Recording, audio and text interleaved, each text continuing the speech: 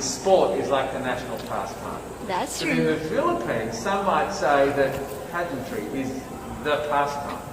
That's true. You know what? In the Philippines, we have pageants all over the places. Yes, we have pageants in the barangay, in school, national, local. That's why we really love Miss Universe. It's like it's giving pride and putting the Philippines back on the pedestal. That's why there's an added pressure as a candidate coming from a pageant-loving country. But it's a good pressure. I always look up to our former Miss Universe Philippines. They really did well in the competition.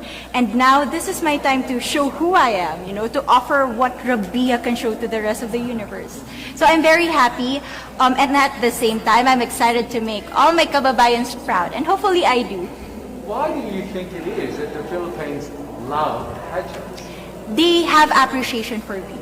We do love pageant because we used to think that we wanted to be included in the world, I have to be honest, in the Philippines, my skin color used to be not the standard of beauty. I was obsessed whitening my skin because these are the kinds of beauty queen we see on the mainstream.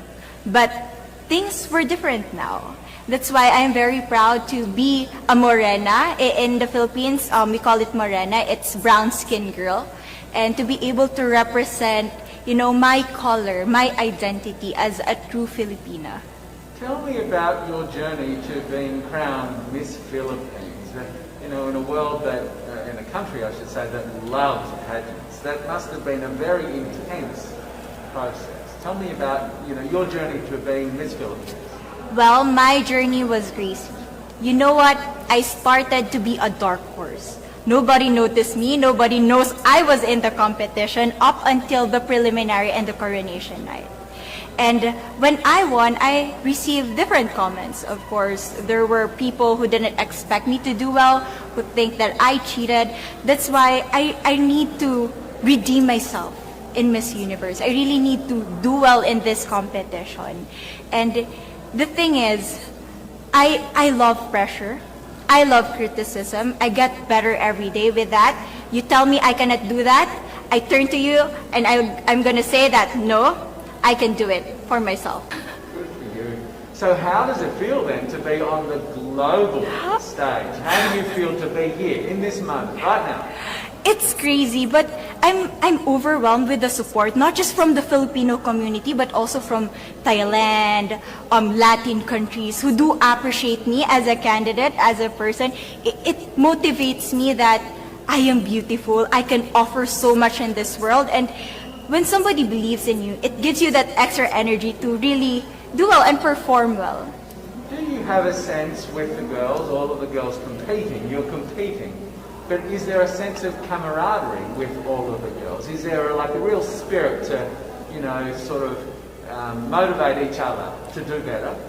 You know what? I have a different idea about Miss Universe. I thought it's going to be very competitive, in a healthy way, well, of course. But now I can see every girl helping each other, from fixing those hairs, from trying to zip up those outfits. It speaks of the closeness and the kind of camaraderie that we want to have.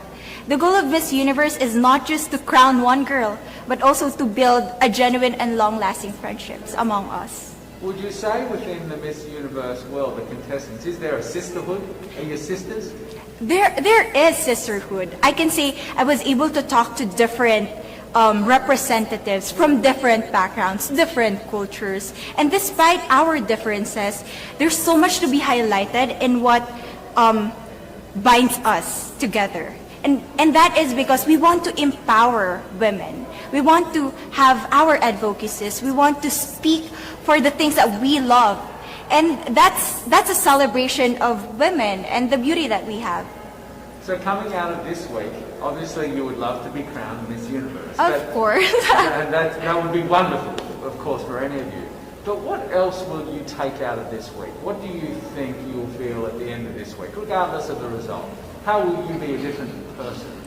It's the growth and the development that I was able to have during preparing for this training.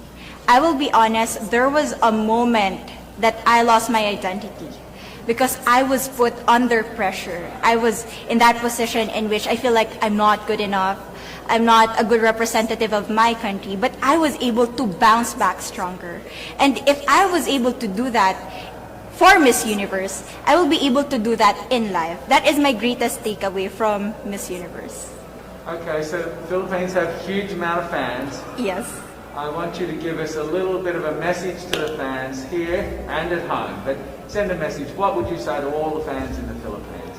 To all my fans from the Philippines and from all over the world, maraming salamat po. Thank you so much for loving me and for believing in me. It means a lot to somebody who is so naive in this industry, who has no idea how to become a beauty queen on the first day of my journey. But because of your love and support, I was able to be the woman that I am today. And regardless of the result, I may or I may not win the crown, but one thing is for sure, I'm gonna make you all proud. Tell me about your journey to being here. Tell me about the path to being Miss India. Well, when I got crowned last year in February, I mean, no one saw it coming, but we, immediately stepped into a lockdown, and everything that I planned for the entire year came crashing. I'm sure I'm not alone, but one thing that I've really learned during my entire journey is that it's brought a lot of humility into the entire process, and it showed me what this platform really is and what kind of work you can do, because I'm a 22-year-old and there was a lot of things that I planned but I never knew how to do it. And to just see how I could surpass all the limitations and really reach out to people and get the work done, it was very inspiring for me. And I think it's very important right now at this point in time with whatever is going on with the pandemic, that we have more work that is done by women showcased in the society, and pageants is a great way to do that. And that's something that I learned. I learned that, during the pandemic there was no glamour or something. It was just, it was down to your connection with people. Either it was digitally or you're calling somebody. And that's something I think, it's unique to my reign. I feel nobody else in the future should go through it, but I feel that that's very unique that I've experienced as Miss India. But that sounds like it's something that really sort of surprised you. You were thrown into this sort of unique situation. Yes. And is that something that you feel that is true to you, that you adapt and change and are able to make something good out of a bad situation? Absolutely. I feel like it was very challenging. It really tested me to a point that even I got COVID during the entire process, very close to the pageant. And I felt at that moment I was in a mess because it was very close to the pageant. There were a lot of things to do, but I feel like I built that resilience and even that positive outlook to the entire journey that it's had. It's just made me a much more stronger person and with a bigger picture in my mind.